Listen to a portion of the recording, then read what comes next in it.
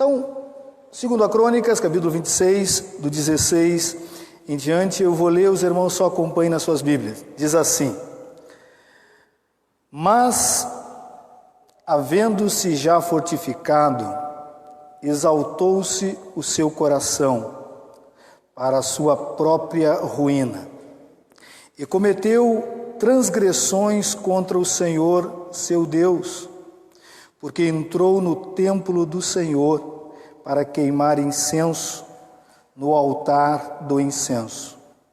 Porém, o sacerdote Azarias entrou após ele, com 80 sacerdotes do Senhor, homens da maior firmeza, e resistiram ao rei Uzias, e lhe disseram: A ti, Uzias, não compete queimar incenso perante o Senhor, mas aos sacerdotes, filhos de Arão, que são consagrados para esse mister.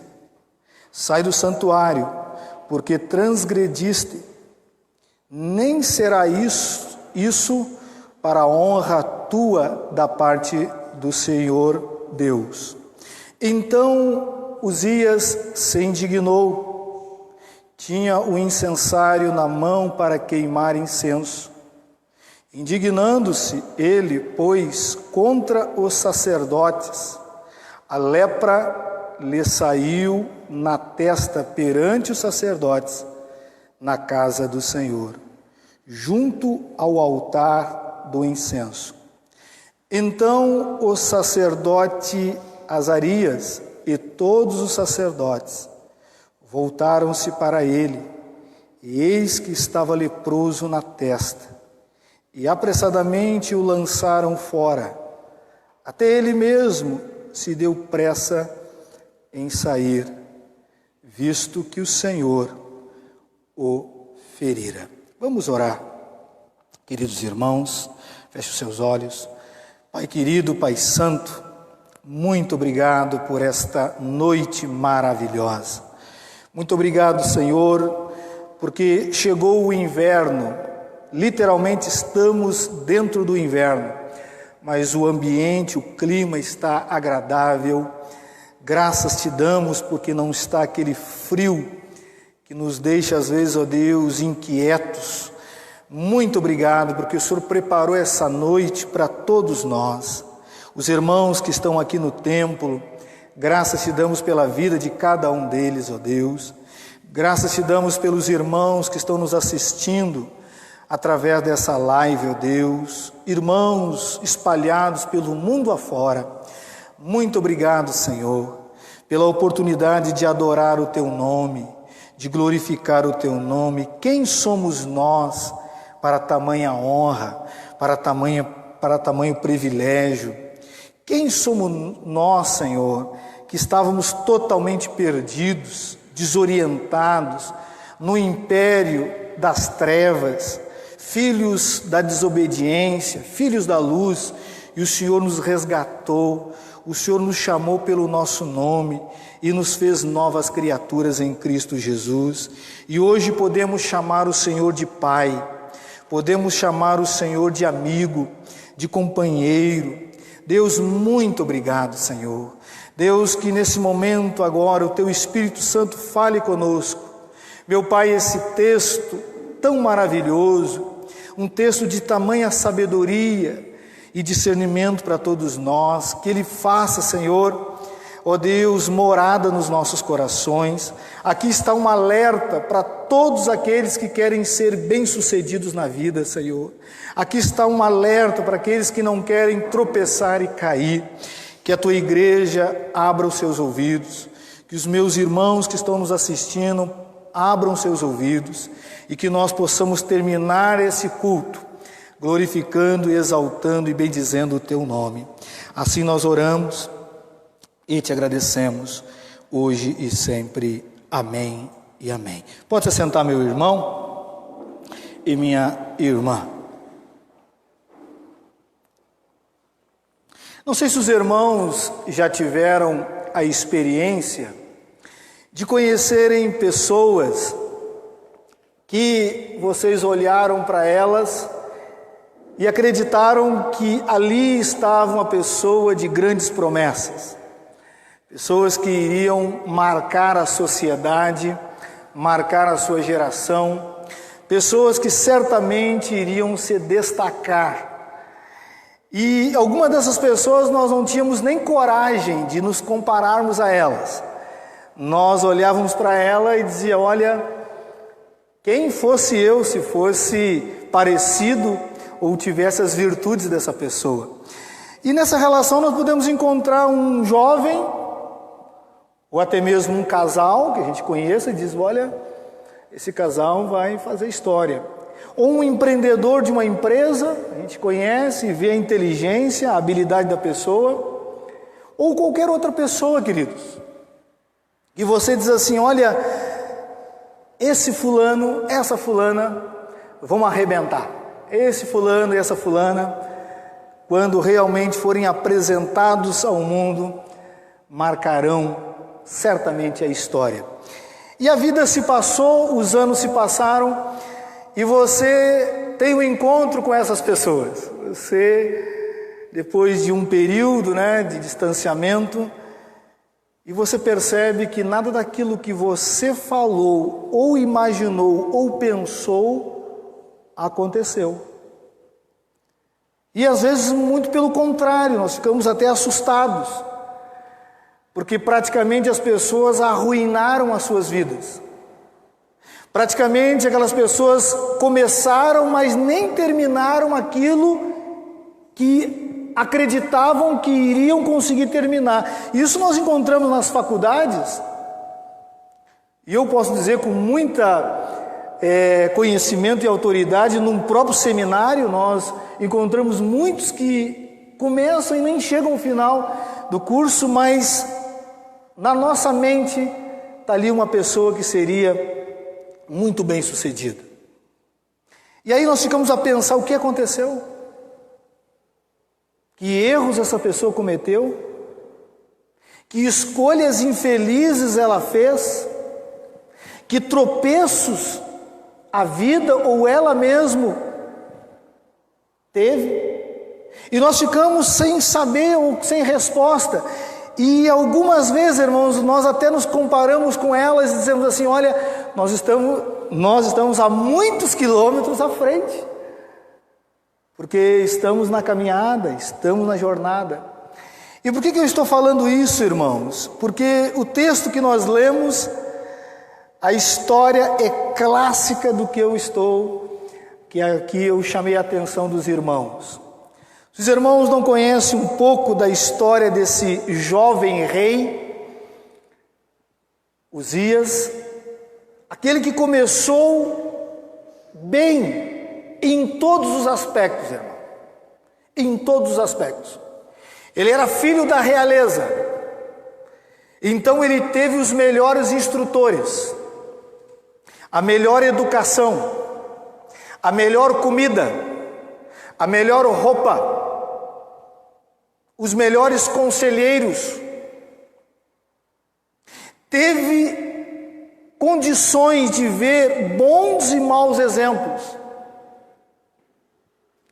E o que nos chama a atenção, se você lê todo o capítulo 26, o versículo 1 diz que quando o pai dele morreu, porque na verdade o pai dele foi assassinado, diz que o povo todo aclamou ele para ser rei. Todo o povo foi unânime, todos queriam que ele fosse rei de Judá.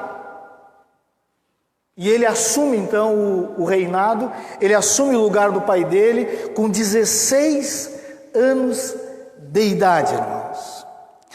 E não só isso, não só as regalias ou as condições eram favoráveis a ele, a atitude que ele tomou, os passos que ele deu, os primeiros passos foram os passos certos, irmãos.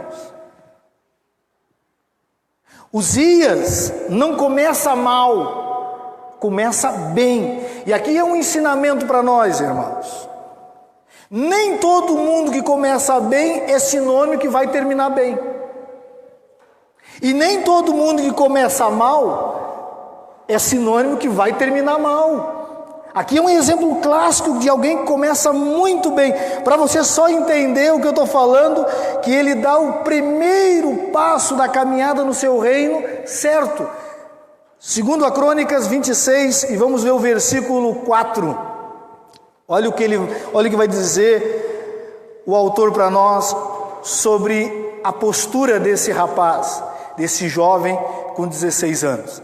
Diz assim, segundo a Crônica 26, o versículo 4 e 5, diz assim: ele fez o que era reto perante o, segundo tudo o que fizera Amazias, seu pai. Propôs buscar a Deus nos dias de Zacarias, que era sábio nas visões de Deus. Nos dias em que buscou o Senhor, Deus o fez prosperar. O passo certo, irmão. Atitude certa. Diz que ele buscou o Senhor, diz o texto. Diz que ele foi reto nos caminhos do Senhor. E porque fez isso, diz a Bíblia, que o Senhor o fez prosperar em tudo. Em tudo. Se você ler o capítulo 26 e um pouco da história, você vai ficar impressionado com esse jovem aqui. Diz que ele assume o reinado e os maiores inimigos da nação já são derrotados. Os filisteus, ele foi para a batalha, venceu e tomou conta de todas as terras e subjugou os filisteus. Os edonitas, que eram um povo inimigo, foram para a batalha e ele venceu.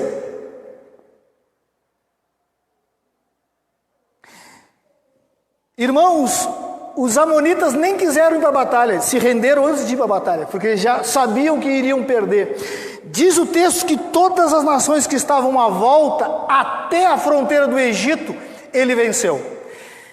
E presta atenção, ele só não venceu ou só não invadiu o Egito pelo fato que nós vamos tratar hoje aqui, porque diz os historiadores que o Egito estava morrendo de medo que Uzias invadisse a nação e tomasse conta do Egito. E por que as nações tinham medo dele, irmãos? Porque esse homem, esse jovem, preparou um pequeno exército. 307.500 soldados preparados para a guerra e bem articulados, bem treinados, com o que tinha de melhor na época. Todo mundo, diz o texto, se você ler, conhecia Uzias. O nome dele foi lançado e espalhado. Deus soprou o nome dele para tudo que é lugar. E esse homem não era só de guerra, diz que ele era um excelente empreendedor na agricultura. Foi uma época que comida não faltava. Criador de gado, criador de cavalo. Esse homem, para você tentar entender, cisternas, se esses irmãos sabem, os aquedutos que levavam água para os lugares mais longínquos, e principalmente para o deserto, onde ele começou a plantar. Quem inventou isso foi esse camarada aqui, ó.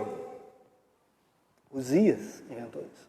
Não sei se vocês, irmãos, sabem aquelas armas que a gente vê nos filmes, que lançam pedras, lançam lanças, várias lanças ao mesmo tempo. Quem inventou aquilo? As catapultas, né, que a gente fala, foi Uzias. Irmãos, esse homem, ele era inteligentíssimo. Esse rapaz tinha a capacidade para fazer coisas impressionantes. Mas tudo ia bem, queridos. Tudo funcionando. Tudo ia de vento em polpa, como diz o ditado, né? E um dado momento, essa situação, essas vitórias, o grande herói as grandes conquistas, os grandes feitos, as grandes invenções, o que nós percebemos que foram minando o coração dele, foram afastando ele das leis, dos mandamentos, dos decretos e dos conselhos de Deus. E aqui é um perigo que rodeia todos nós, irmãos. Prosperidade nem sempre é sinônimo que vai nos abençoar. Para esse rapaz não foi. Porque ele começou, ao mesmo tempo de receber glória por todos os lados, o coração dele começou a inchar. E aí, queridos, nós vamos entrar então, para você tentar entender, ele é comparado ao Alexandre o Grande. Você sabe que Alexandre o Grande ele ficou frustrado porque não tinha mais nada para conquistar. Por isso que ele entrou em depressão. Ele disse: rapaz, eu não sei mais o que fazer, porque tudo que eu tinha para conquistar eu já conquistei. Dizem que aqui provavelmente está um Alexandre o Grande, jovem, que tinha tudo à sua volta. Mas aí, de uma hora para outra, irmãos, a desgraça chega. Uma hora para outra, tudo que era para ser bênção virou maldição. Tudo que era para ser honra, tudo que era para glorificar o nome do Senhor, e é interessante que o texto diz que o Senhor o ajudava em tudo. Mas num dado momento, esse homem que tinha tudo para terminar bem. Por quê, queridos? Porque ele foi o rei que mais tempo ficou sentado num trono. 52 anos. Nenhum rei de Israel, nem de Judá e nem de Israel, ficou tanto tempo sentado num trono. Uzias ficou 52 anos. E aí, queridos, nós temos que tentar entender ou buscar ensinamento de Deus. O que aconteceu com esse rapaz? Qual é as atitudes, qual é o procedimento, qual é as ações, o que ele fez que cavou a sua própria sepultura? Porque Deus não planejou isso para ele, irmão. Como Deus não planeja o mal e a destruição de ninguém. A Bíblia é bem clara a dizer que Deus não tem prazer nem da morte do perverso, muito menos de um filho dele. E se os irmãos se atentaram, eu estou falando de um homem do povo de Deus, um homem que obedecia a Deus, um homem que viveu para Deus, um homem que no trajeto da caminhada foi bênção, mas em algum momento se perdeu.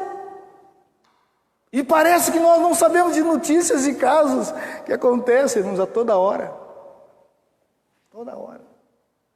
Então vamos tentar entender aqui, irmãos, o que aconteceu. E eu vou dar um título para essa mensagem: 3 males que a arrogância traz. O que afundou esse rei aqui, nada mais é e nada menos é que a soberba, a arrogância, o orgulho, a altivez. E a primeira desgraça, irmãos, ou o primeiro mal que é inevitável quando chega a arrogância, é a ruína. Olha o que diz o texto, olha como é que começa o texto que nós lemos aqui, o versículo 16 de 2 Crônicas 26. Olha o que diz o versículo 16. Todas as vezes que você escuta ou que você lê essa palavra mas, aí vem o problema. Está tudo bem, mas aí entra esse mas,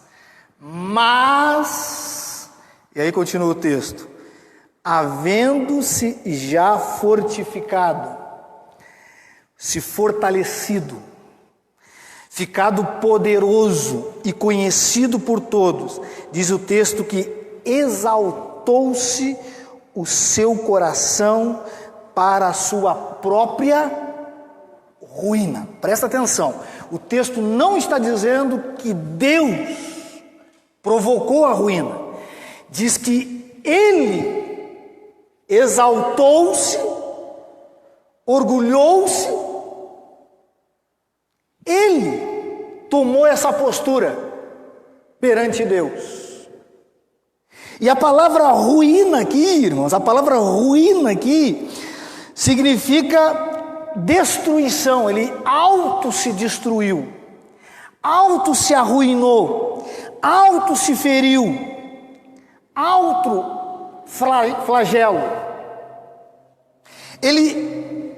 O texto está dizendo o seguinte: ele estava auto se apodrecendo, sem perceber, buscando o mal para si mesmo. É isso que o texto quer dizer. E assim, então, Uzias, que tinha tudo para ir longe e aproveitar, permite, não se atenta, que o coração dele está se distanciando do Senhor, que o coração dele está achando que toda aquela glória, todas aquelas bênçãos, tudo que ele estava recebendo era fruto do conhecimento, da sabedoria e do poderio dele. E o texto vai mais longe, dizendo que e cometeu transgressões contra o Senhor seu Deus. É interessante, irmãos. O sábio Salomão dizia isso, que um abismo chama outro abismo. Um abismo vai cavando outro buraco, e só vai se enterrando cada vez mais. Irmãos, se tem uma das coisas que a Bíblia mais orienta e fala é sobre esse assunto. A Bíblia já dá a sentença para quem se orgulha, quem se acha ou pensa que é grande coisa. Abra sua Bíblia lá em Provérbios, você vê aqui um dos textos.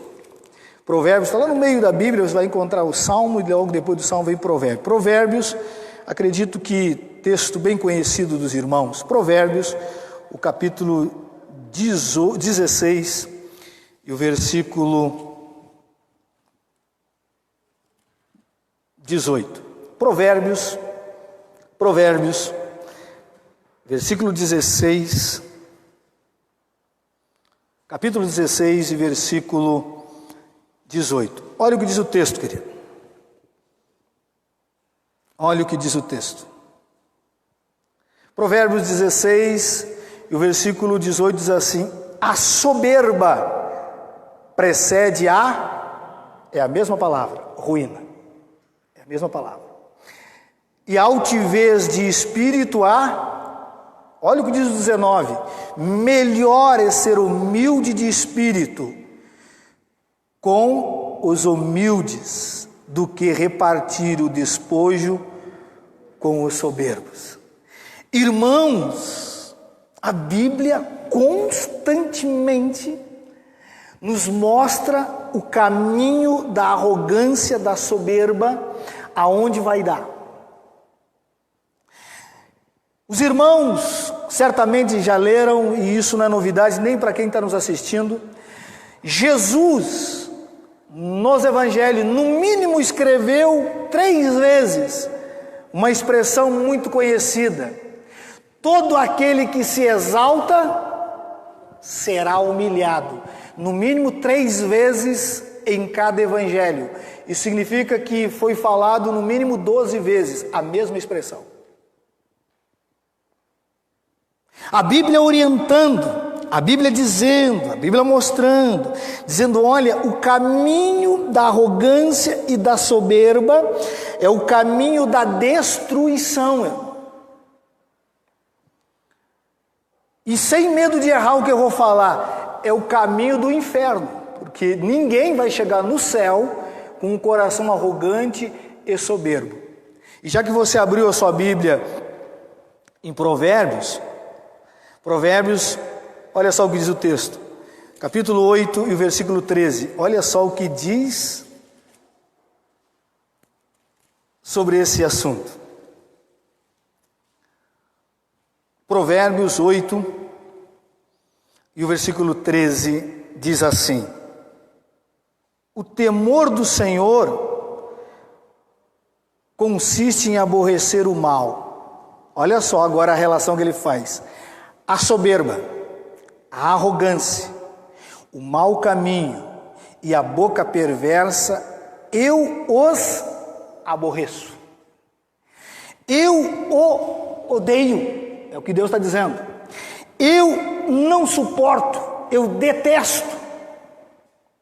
Meu irmão, meu amado, se nós queremos nos transformar abominação aos olhos de Deus, é muito fácil. É só você exaltar o seu coração. Irmão, quando o orgulho vem, chega a desgraça. Guarde isso no coração, meu amado irmão. E aqui vale para todos. Jovem, o rei é um adolescente, nem jovem é. 16 anos é adolescente. Adolescente, jovem, adulto, casais, idosos, seja quem for, quando chega a arrogância, a soberba, o orgulho, a desgraça já está a posto para acontecer. E queridos, vocês conhecem histórias de mais histórias, e como eu conheço. Eu me lembro que na minha juventude tinha um rapaz que o camarada era galã, irmãos. Sabe aquele cara, quem já andou com jovens sabe, tem cara que é galã, não adianta, tem cara que...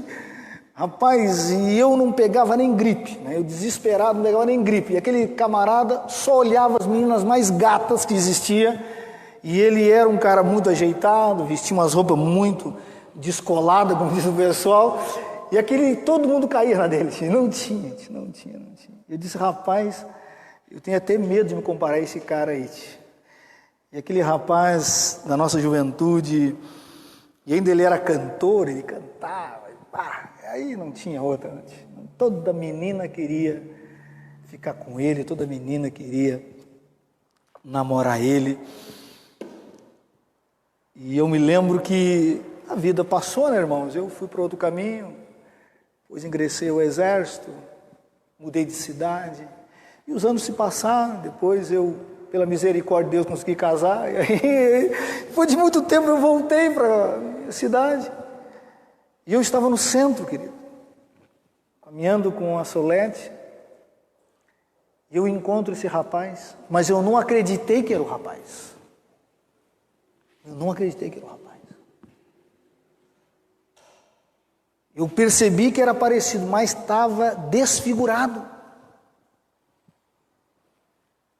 O cara estava detonado, rebentado, envelhecido, mas totalmente destruído. Já tinha passado por 2 vezes na cadeia, por causa da pensão alimentícia, porque quem pega muito, né, irmãos? Alguma coisa dá problema às vezes, né? Ele estava destruído, irmãos. E eu olhei para aquele moço e disse, rapaz, o que aconteceu, cara? O que aconteceu? O que aconteceu? Os elogios se foram embora, irmãos. As meninas não existem mais. Mas nós começamos a achar e a se sentir que somos o dono da beleza. Muito perigoso, meu irmão. Toma cuidado, meu irmão e minha irmã, com o orgulho. Muito cuidado com a arrogância. Porque nós podemos terminar mal. Então a primeira coisa que o texto nos mostra é a arrogância. É a ruína, né, irmãos? Segunda coisa, a rebeldia, irmãos. Irmãos, quando a arrogância começa a encher o nosso coração, a rebeldia aparece. O texto que nós lemos diz, irmãos, que o sumo sacerdote Azarias tentou evitar o mal, porque o texto não diz que quando ele entrou no templo ele já ficou leproso. O texto diz que aconteceu fatos antes disso. Os irmãos sabem a diferença de sumo sacerdote para sacerdote. Sacerdotes fazem o trabalho do templo. O sumo sacerdote, só ele tem autoridade e permissão para entrar no Santo dos Santos, só ele. Ele é o chefe dos sacerdotes. E diz que esse homem, percebendo que o rei estava cometendo uma loucura, disse: meu rei. E diz o texto que ele resistiu fortemente, e aqueles 80 homens de firmeza, de caráter, disseram: rei, o senhor não vai oferecer incenso no altar, porque isso não compete ao senhor, o senhor é rei. Irmãos, quando a arrogância chega, nós perdemos a noção dos limites. Nós perdemos a noção de que nós podemos ir até ali, a partir dali não nos compete. E é bem provável que esse rei, que Uzias, estava muito familiarizado com a cultura cananeia e egípcia, porque lá podia. Faraó era divino, Faraó era rei, Faraó podia oferecer, era sacerdote também, porque era uma divindade. Na cultura cananeia também, o rei era sacerdote. Ele tanto podia ser adorado, mas também oferecer sacrifício de adoração. Só que na cultura judaica, na tradição judaica, o mandamento que Deus deu é o que os homens estão dizendo para ele: não te foi consagrado a isso, você não foi consagrado para isso. Deus disse que isso é para os filhos de Arão, tribo de Levi. E o texto diz para nós, irmãos, que esse homem endureceu o coração de tal maneira que ele não escuta as autoridades dentro do templo. E diz que ele se indigna. Irmãos, Flávio Josefo, o historiador, que eu já falei para os irmãos aqui, escreve sobre esse episódio aqui. Diz Flávio Josefo, não está na Bíblia, mas está na história, diz Flávio Josefo que tinha uma festa acontecendo. E nessa festa, o rei embestou de colocar vestimenta de sacerdote e ir para o templo oferecer incenso.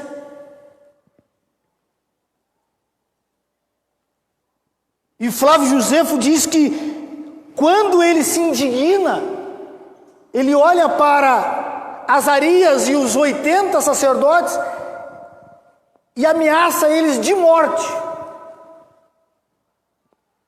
Se eu não oferecer sacrifício, estão todo mundo morto, porque eu sou rei e mando. E eles sabiam disso. Por isso que o texto diz que eles eram firmes, porque todos os sacerdotes sabiam que o rei tinha autoridade para mandar matar todos. E aconteceu com alguns reis que mandaram matar todos os sacerdotes. E diz Josefo que os homens então ficaram estagnados. E nesse momento então entra Deus na história. Diz Flávio Josefo, irmão, isso aí está a história. Se isso é fato, eu não sei. Diz que quando ele se indigna e atenta a fazer isso, mesmo ameaçando e falando e escutando dos sacerdotes que não competia a ele, diz que houve um terremoto, se estremeceu a terra. E os irmãos sabem, se lê os outros profetas que eram contemporâneos, aconteceu terremoto nessa região. E diz que abriu-se uma brecha no templo e um raio de luz pegou na testa do rei Uzias. E aí você vai perceber porque eles percebem que a lepra chegou. Aonde pegou a luz, começou a lepra. E rapidamente eles perceberam que era uma disciplina, que era um castigo, que era Deus repreendendo o rei pessoalmente.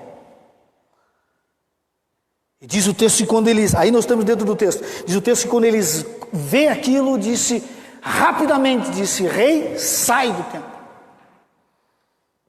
E é interessante, irmão, que aí Uzias murchou. Diz que ele também percebeu, sentiu no corpo e se apressou a sair do templo, porque a lepra já começou a se espalhar. Mas precisava ser assim, irmão. Precisava passar por uma situação dessa para escutar o que os ministros estavam dizendo. Mas a arrogância faz isso, irmão. A soberba faz isso. A altivez faz isso. O orgulho faz isso. Não escuta pai, não escuta mãe, não escuta autoridade, não escuta polícia, não escuta ninguém. O camarada vai, até que uma punição chegue e quebre as pernas dele. Aí ele, liga para a mamãe, entendeu?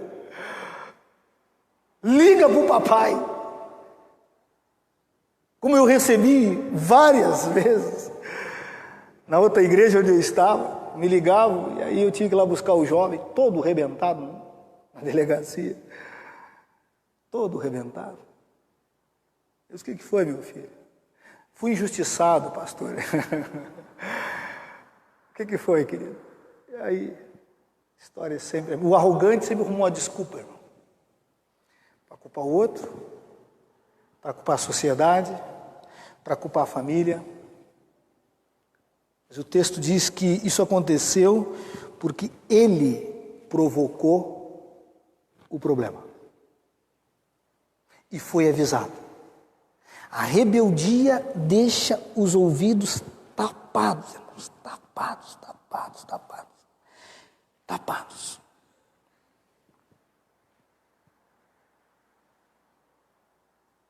Toma cuidado, meu irmão.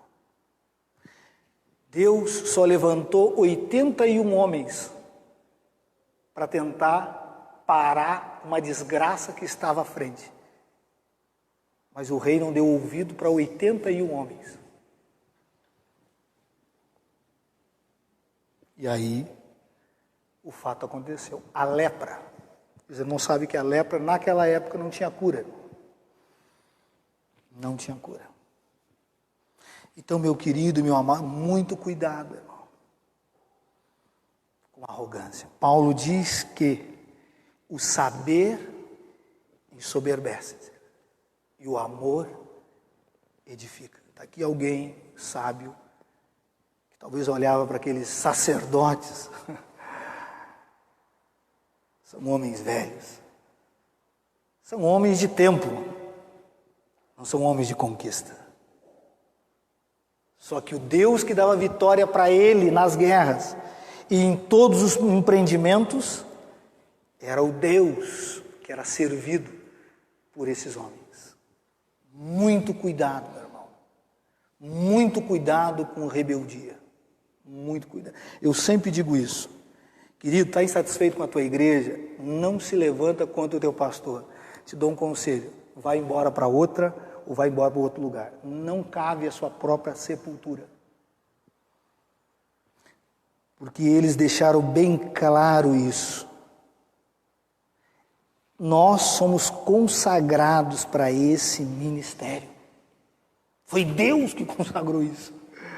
E você sabe disso. Mas uma arrogante, irmãos. É impossível, escuta os meus irmãos, impossível mudar a opinião do arrogante sem que ele tome uma punição, um tombo. É impossível. Aí quando cai, feio, aí ele começa. Quando começou a lepra, ele começou a dar ouvidos. E para encerrar, meus amados irmãos, a vergonha. A vergonha. Esses males, irmãos, podem nos atacar, queridos. Sabe o que eu fui pesquisar, irmãos? Eu percebi que eu gosto de pesquisa. Eu gosto de pesquisar um negócio. Eu percebi que eu sou um cara que eu deveria fazer algum curso nessa área assim, de pesquisa. Eu fui pesquisar. Eu queria saber quanto tempo esse cara ficou leproso. Porque o texto não diz para nós. O texto diz o seguinte. Vamos, os irmãos, fiquem atentos ao que eu vou falar agora para não perder o meu raciocínio. Para que vocês entendam o que eu quero dizer. Se ele começou o seu ministério, seu reinado com 16 anos, e ele ficou sentado no trono 52, então ele morreu com 68. Eu acho que a matemática até aí está fácil para todo mundo, né, irmão? E aí eu fui estudar quanto tempo durava uma pessoa que fosse infectada com uma lepra naquela época. Diz os estudos que se a pessoa fosse alguém que recebesse tratamento diferenciado, então é o caso dele, porque ele é rei, ele tinha tratamento diferenciado, duraria de 2 a 20 anos. Aí me caiu as tranças. É bem provável que esse rei ficou dos 48 anos até os 68 leproso. E para uma pessoa, seja ela quem for, que tivesse leprosa naquela época, era símbolo da vergonha, era símbolo da maldição, era símbolo do juízo, era símbolo que tinha feito alguma coisa que desagradou a Deus. E todo mundo sabia em Israel que era isso. É só você começar a ler, você vai ver que o povo todo sabia que ele tinha sido punido por rebeldia, por arrogância. Então, meus irmãos, se o ministério, se o trono que ele sentou durou 52 anos, 32 anos ele ficou em batalha, irmãos. Porque não se conquista a nação do dia para a noite. Não se prepara um exército desse de uma hora para outra. Levar água para o deserto não é uma coisa simples. O pessoal não consegue levar nem água para o Nordeste, não. Tem toda a tecnologia. Aqui você não consegue, diz que é impossível. O cara está num lugar que é precário, não tem nada, levou água e irrigou todo o deserto, plantações, não faltava comida. Então ele ficou muito tempo nesse período trabalhando em guerra. E metade do seu ministério como rei, basicamente metade do seu ministério, ele ficou aonde, irmãos? Doente. Leproso. E vergonhoso, porque era afastado da sociedade. Se você começar a ler os textos à frente, nós paramos no 20, né, irmãos? Vamos ler o 21 agora. Olha só o 21. Vai dizer da vergonha que esse camarada vai passar, que o rei Uzias vai passar. O 21 diz assim, 2 Crônica 26, nós paramos no 20 ao 21, a continuação. Assim ficou leproso o rei Uzias, até ao dia da sua morte, e morou por ser leproso numa casa separada, porque foi excluído da casa do Senhor. E Jotão, seu filho, tinha a seu cargo a casa do rei, julgando o povo da terra. Então esse rei aqui, irmãos, tinha tudo para aproveitar e o máximo, porque diz que quando se vencia as batalhas, todos os despojos ficavam para aquele que venceu, o herói, a nação que ganhou a guerra. Esse homem enriqueceu de todos os lados. E o texto vai dizer para nós que ele ficou um grande período leproso, separado. Tinha esposa, porque se tem filho tem que ter esposa, né, irmão? Nunca mais teve contato com a mulher ou com nenhuma mulher. E vocês sabem, acredito que vocês sabem, que a lepra tira a sensibilidade da pessoa. Lepra, quando ela começa a tomar o corpo, ela não sente mais o toque. Ela começa a perder até o paladar. Sabe o que me chama a atenção no texto, irmão? Que eu não encontro aqui nenhuma atitude de humildade de Uzias em chegar diante do Senhor e dizer: Senhor, eu me arrependo, me perdoa. Eu não vejo nenhuma atitude de quebrantamento aqui, irmão, de contrição, de Senhor. Foi só uma vez. O texto registra uma vez. Mas porque ele persistiu na arrogância, o texto diz que ele morreu podre. Porque ele estava podre por fora e por dentro, irmão. Porque a arrogância estava comendo ele por dentro também. Tanto que ele não se humilha, nem para os sacerdotes, nem para Deus.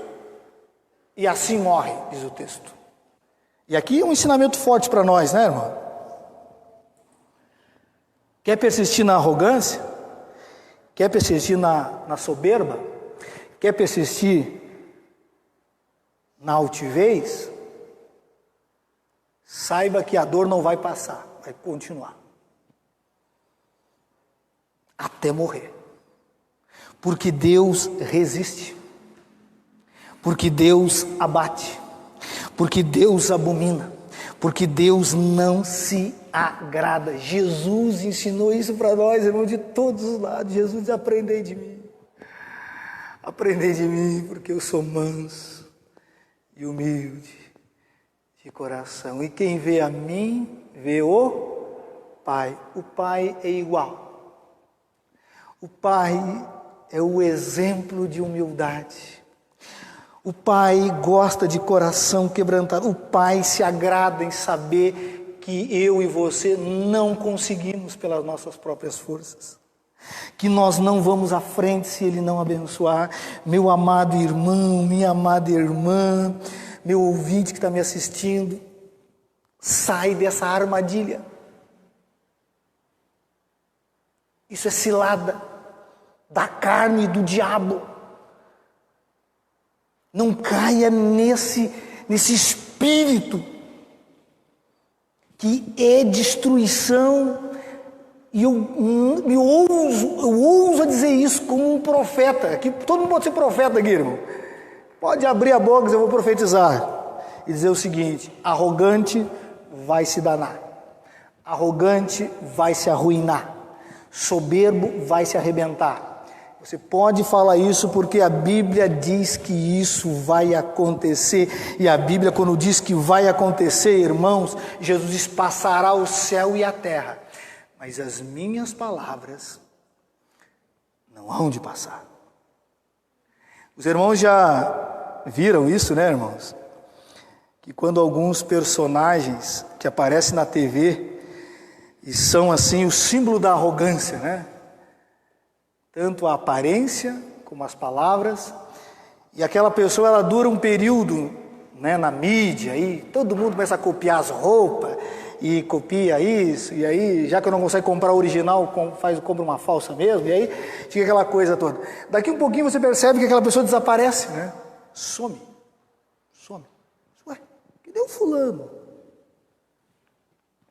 A mídia, quando percebe que aquele fulano começou a cair ou está se destruindo, tira de cena. Alguns só vamos saber que morreram. Outros, quando você enxerga, dizem: rapaz, fulaninha está acabada, hein? Pá.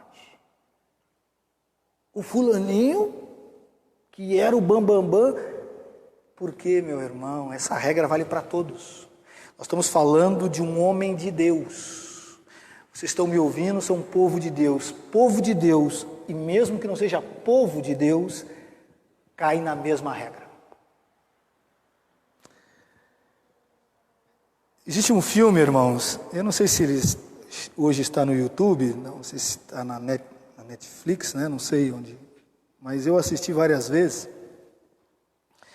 É um filme cristão, que o título é Se Eu Tivesse Uma Segunda Chance. Não sei se os irmãos já assistiram esse filme. É de um pastor que ele é o exemplo da arrogância, né? O exemplo da arrogância. E ele está no auge. Só que a namorada que ele deixou continuou orando por ele. Abandonou, tinha marcado o casamento, tudo certinho, a guria esperando, crente, menina. E ele sumiu e nunca mais apareceu. E ela foi tocar a vida dela, e ele tocou a vida dele. E vou contar uma parte do filme para os irmãos, depois se puderem assistir. Então Deus dá uma experiência para o pastor retornar aonde ele abandonou, mas que ainda com a mente que ele tinha e sabia o que ele tinha conquistado no futuro. Ele tinha que se adaptar àquela realidade. Como ele era muito arrogante, e a esposa e a família que Deus deu para ele era muito simples, esse homem sofreu demais. Sofreu demais. O filme é muito interessante, mas o que eu quero frisar no filme é que quando ele se adapta àquela situação e enxerga o quanto ele era arrogante, ele é convidado, é a última cena que aparece dele nesse episódio, nesse sonho, nessa visão que ele está tendo, né? Esse momento que ele está em transe. Ele vai evangelizar no hospital, tinha um homem morrendo, alguém liga para ele e diz, olha, você vai no hospital, você precisa ir lá porque tem um cara que vai partir. E outra coisa, é certo que vai morrer, então é a última chance. É a última chance. Ele senta diante de um senhor que está ali doente e ele sabia que o senhor ia morrer.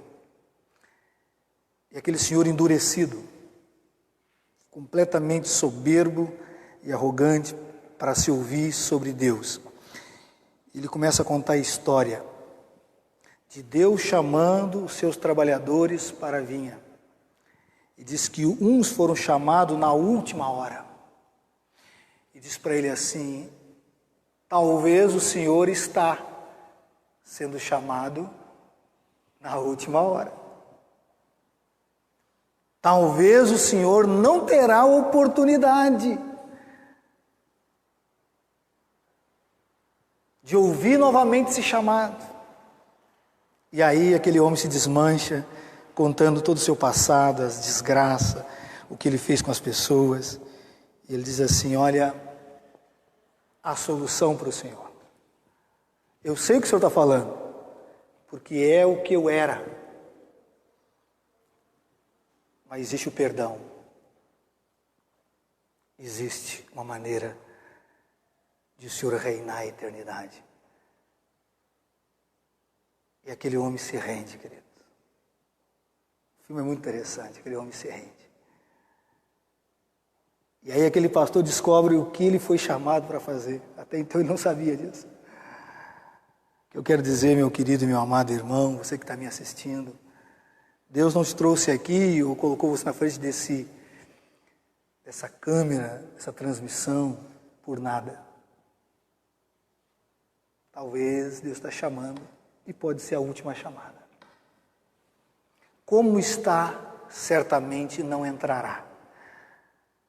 Mas se mudar, se confessar, se dizer, Senhor, eu quero aprender contigo a ser humilde de coração. A ser humilde de coração.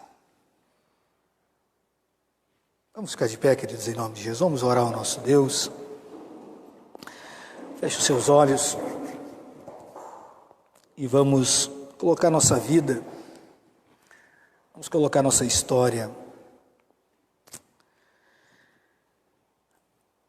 Meu Deus e meu Pai, muito obrigado por essa noite, Senhor.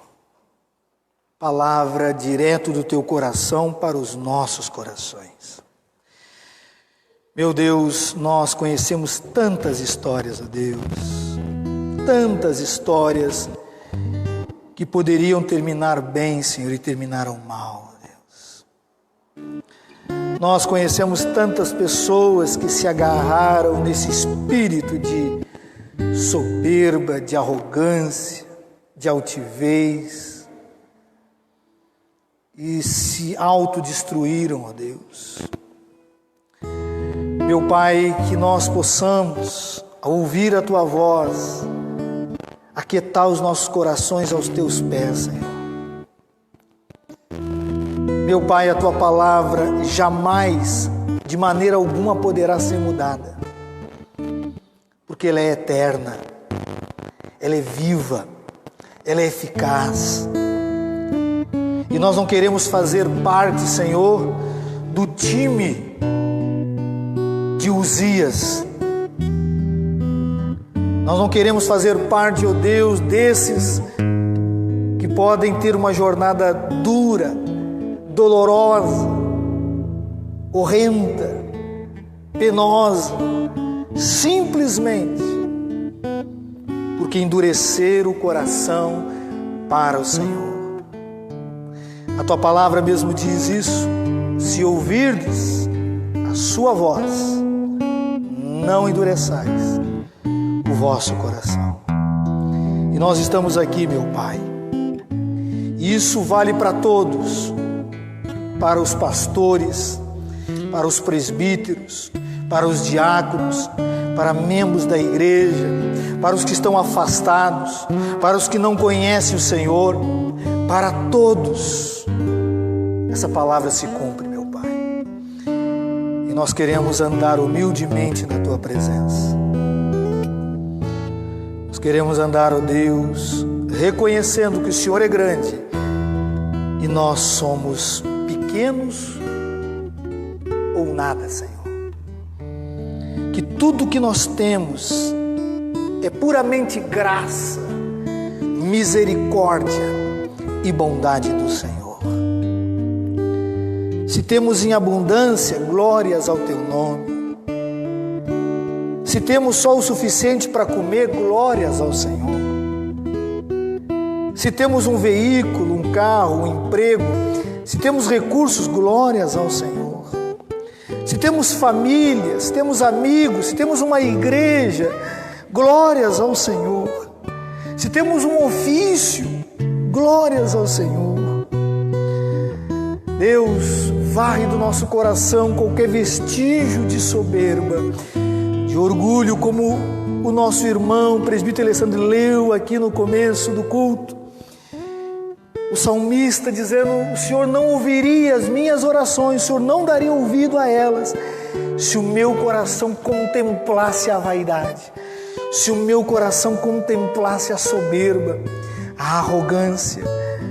Deus, em nome de Jesus, tira da nossa igreja, Senhor, e digo isso, igreja local, a nossa igreja presbiteriana do estado e do Brasil, e por que não dizer do mundo inteiro, esse espírito de arrogância, esse espírito de altivez, esse espírito, ó Deus, que mais atrapalha o Teu reino, ou só atrapalha o Teu reino do que ajuda, meu Pai, porque o dono da igreja, o cabeça da igreja, o Senhor de toda a glória, é identificado como um cordeiro